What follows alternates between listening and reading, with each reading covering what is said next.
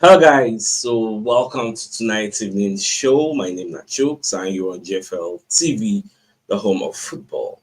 So if today not the first time we see our program for you to bring you the latest Arsenal news updates as they drop all over the world. So for now, I almost starts with our evening show. So we all know say Saka get injury for the match we play against Crystal Palace. So after the match, Saka leaves Selhurst Park in crutches, so many media organizations carry the story. BBC now see the trend now. The players will carry the story, so just they're quite unfortunate say don't get this type of injury. And if you see the way we Saka take hold, that's in hamstring area. So it really shows say in feel pain. And when they explain to the physio or the medic personnel we come with them, if you watch, Saka no make all those lip readers. They read wetin dey talk, but it was in very in discomfort. He can't close the mouth, come dey talk to the man, let am say, Omo, I no fit continue. Then they clear the man. So that one sef go reason Ateta over the radio say, Omo, this guy gats come out. So they're quite unfortunate that Saka is out. So we don't really know the severity, like we said in the full-time analysis show. So once we don't get confirmed information to know how many matches he go miss or whether he no go miss any at all, you get, we will really let you know, because when you look at the match we play beating Crystal Palace 5-1, we really let them know say what happened in the cup, it was a fluke. Get, we rested players and they come bless, they won't come overpower us. That Mateta, the guy is strong. Oh. You see Saliba and Ibrahim Gale, so we see that they lose guard. Now Mateta, oh, the guy is very strong. Get, so but at the end of the day, Gabriel Jesus is shine again. As Sky Sports put out, so Gabriel Jesus once again, get, he let Crystal Palace know because he understand their own style of play. Now, for the press conference, I don't want to really look at because I think that's transcripts. Tomorrow morning we'll dive into that one. We'll look at, but make I just take the one we really concern us. So many people won't know how far, what's in our star boy, what's be the update. So I think I got talk say we are pretty worried about Bukayo Saka's injury. He grabbed his hamstring and couldn't continue. He will have to be assessed, but we are pretty worried. Yes. So for now, everybody they worried. So when you look our calendar, how many matches Naim Bukayo Saka will possibly miss? I don't really know. But I want to believe say Saka fit miss, let's assume it's a serious something. Saka fit miss Ipswich, our next match, Ipswich. Saka fit miss Brentford away at the GTEC Community Stadium. Saka fit miss Brighton away at the Amex Stadium. Then after that one, in fact, I think Brentford match now on New Year's Day itself, 1/1/25 on New Year's Day. And after that one, and the kind of opportunity now every 3 days, look at, we'll play Ipswich on the 27th. From there, play Brentford on the 1st. From there, play Brighton on the 4th. Then after that, Brighton on the 4th, then I think the FA Cup between we and Manchester United, Saka might come back then. Because from then till now, you get, you don't, at least you don't reach like 3 weeks now. Saka will come back then the Tottenham Hotspur match, the London derby for the Emirates Stadium. So I'm not gonna know whether Saka will be available, but the Emirates Stadium, normal, this Tottenham Hotspur. If you like, people they lose the highest number form. If they come Emirates Stadium, they usually collect. I don't know the force. Whenever I Emirates Stadium, when they let them they lose against us. So these are the possible matches where Saka will miss, depending on the severity of the injury. For now, nobody really knows. So by tomorrow, I believe we'll get more and more information. Maybe Charles Watts might tell us, Chris Whitley, or Fabrizio Romano. We never really know, but one of them might really let us know how far. Now, currently here say for the calendar year, say Arsenal they unbeaten for London derbies. Get 8 wins, 2 draws, 0 defeats, and no be lie because we did very difficult to beat. No matter who you be, whether a big team or small team. When was the last time somebody beat us in the London derby? Don't think somebody really beat us. So we are really representing and showing why we are the best team in London. In fact, they say get another record where Arsenal don't break a club record for Arsenal, a new one. So Arsenal don't score 86 Premier League goals in the calendar year in 2004 and 2009. But in the year 2024, Arsenal scored 88 Premier League goals to set a new record of goals scored in a calendar year.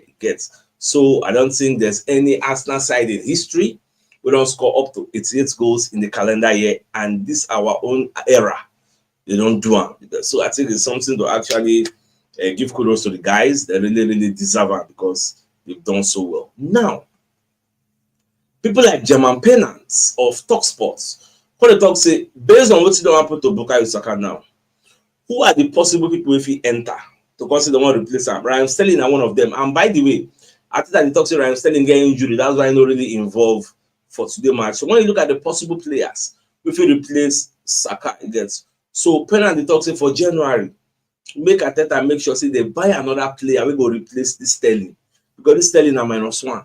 So Pennant is saying Arsenal should sign 41 million rated winger to replace Ryan Sterling. So when they talk somebody and sign Mbuemo that plays for Brentford. So the guy he did hot like fire now. So the guy don't score 10 goals in 16 Premier League appearances. He remains one of the top scorers in the Premier League. In fact, that this season, I believe the guy just better because I believe say like Ivan Toney they overshadow him. So as Ivan Toney just come out, Mbuemo and Anguissa waiting for that Brentford shining, they're doing very well. So Pennant is of the opinion that we should go and get him. But before that, who and who will replace Bukayo Saka? This is why we say the Brazilians don't dig better and don't force him way into the first 11. Now we say Saka don't like say they out. So I think the way we are about this structure right now, I will not be surprised if I see Gabriel Jesus moved out to the right. Maybe go play that Saka wing. So you might be having a front three of Martinelli, Kai Havertz, and Gabriel Jesus. That way me I see. Or maybe I think I will continue with Trossard when they play there. Trossard will play left, the Martinelli will play right. Because when you observe now, Martinelli played there and he give an assist to get himself in try for today, the way things go. Because that place not be in favorite position. So all things being equal, more just a watch. I never really know how to want to take the move forward now because Sakana, somebody talks to Saka need rest. That's why probably why the hamstring goes up. Because nobody's saying that person give a rough tackle. Probably the way when you want to knock the ball, just land awkwardly, yes, and they can't feel and say, something happened. Well, it is what it is. What can we say? Yes, it don't happen. We say it don't happen. So can't be crying over spilled milk. Now, football transfers, when they put out a report on Gabriel Jesus, they said Gabriel Jesus is just saving Arsenal career because Palmeiras, the reason say they won't sign him. Arsenal self, the reason say they won't offer him to Juventus to collect Vlahovic. Like, Arsenal get many plans, so they won't pursue Gabriel Jesus. But now, if say the guy don't score like 5 goals in 2 games, I think I'm going to get a rethink now. And now, what thing me I don't want to be this? A situation whereby this Gabriel Jesus now wait on this corner, it will come be like say we don't get striker before you know now. I think I go say, oh, instead of us to buy striker, I'm going to go buy another defender. You get the striker department will be say now priority for us. We're going to look say, okay, let's not buy anybody again in January. Let's wait for the summer. You get forgetting that this Gabriel Jesus is injury prone. At least month in the guy if you collect your own injury, just go. We're going to regret again. So. But now the way we they think and we pray make it not happen like that. But now I think I get the final say. If you watch, I think it was yesterday for the podcast, I put out a report where they say Arsenal fans are scared that Ateta will play Kai Havertz in the midfield because of the resurgence of Gabriel Jesus. Nobody happened today. They bring the Kai Havertz come from midfield. Nobody saying do badly, but for the first half, the midfield was a bit porous. I was even clamoring that Declan Rice should come in, which was why I was happy Declan Rice came in early. Yes. But Kayava still grab a goal, you get so more just the watch. I just hope say Ateta no do as people already they predict. Say January now, if Gabriel Jesus continue this in goal scoring form, they will say, oh, do we need to bring somebody in when Gabriel Jesus is scoring? So it doesn't make any sense. What? But could just watch because they say Gabriel Jesus seems to be on his way out of Arsenal a little over a week ago. Yet stellar performances against Crystal Palace may force Ateta into a rethink of his January transfer strategy. Now, particularly if an injury to Bukayo Saka proves significant. And it was, I think it was Oga Jukala, who was that said the injury to Saka is good as it come now. So that Ateta will be forced into the market and buy somebody. So that one self, he did, but we'll just watch and see what Ateta goes on to do. Now, Jamie Carragher got a para because when they watch the match, they were pondering duty. Got a para for Raya. Say, this thing where Raya do, we say Raya go hold ball. When they pass to person where they in front, instead of passing to the side. Now, sometimes they say, I think I need to ban Raya from doing that. He has to stop. Jamie Carragher explains what Arsenal goalkeeper David Raya must be banned from doing after 5-1 win against Crystal Palace because That thing could have led to a goal. Say goalkeepers should be banned from playing straight balls. They should have to play it out wide, put an angle on it. This is the worst passing football. A goalkeeper who plays a straight pass, the amount of goals you see conceded in the Premier League like this, it has to stop. And really, nobody that one need to stop, because Raya said sometimes in the lose guard, in the miscalculate. And when that happens, why take the risk? Why not just balloon the ball? Like, really? The reason we make with a close eye for some kind of excesses, where Raya they do, now because of the saves when they make, so you guys know what they do. Like just the saves, now make go be like say all the mistakes when they make, we know they really mention them. Just the bojukuro, you get. Now apart from that one, throwing. I don't know what they stop with throwing. You see what do Luis Luis Kelly. Throw ball, no good throw ball. Throw ball, no good throw ball. Referee say, oh yeah, drop the ball. Oh yeah, opponents, may not control. But what's happened? Because of the delay, you get. Now imagine say them give him another yellow card. These are the issues. Don't be seen by the first give yellow card. The Luis Kelly, the other one, you over until fans when they shout for Trump. Do you need 1 hour to know who you want to throw ball for? For the field, they're big. Which will play ball when we younger now? I play street football now. 5-6 seconds, you're supposed to know you want to. If you don't know who you want to, try and give Kayava, try for up, and then compete, and then know that. Because Ben White don't infect all these people. Simba don't do this thing before. Luis Kelly, which they just enter senior team, they don't rub enter your medulla oblongata. They don't follow that they do. So I don't really understand. You use it to collect needless yellow card. So I don't really know. I think I need to drum this thing into their brain. Then they don't say, yes. 5-6 seconds. Throw ball. Don't say go ball. You would like say one throw. You go come back. Throwing go happen here. You go wrong. Go Kafachan. Go talk say one throw. For me, I don't know what they do now. If Timber your ball like this, you won't throw. I go there where they watch TV. They shout, throw ball, throw. Oh man, I go to para. Papa throw now. What do they do? Oh man, they vex me. They irritate me. Go. I think I go let them know. I mean, they just correct that mistake. I don't want to see all this kind of thing again. Now, Jamie Redknapp, what they name the Arsenal player? We say Arsenal go to look at now. We say Saka don't get injury. So we're going to talk about Martinelli because they say the player who must do more, as he claims that Mikel Arteta's side are too reliant on Bukayo Saka. Yes, we are reliant on Bukayo Saka. That is why if you watch, if Saka no dey, both flanks go dey active.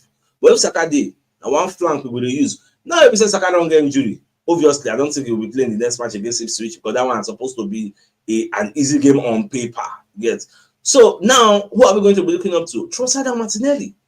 But Jamie Redknapp, they call out Martinelli because all eyes are on you. You need to step up. People don't call you out. Henry don't call you out. Yes. The Redknapp, they call you out. I believe that Arteta said with the fire ginger for everybody. They say, Baba, it's your time to shine now. So the Jesus, that one, we don't really expect too much from him when he's playing out of his position, playing on the flanks, even though himself na follow come na flank in there before we convert him to number 9.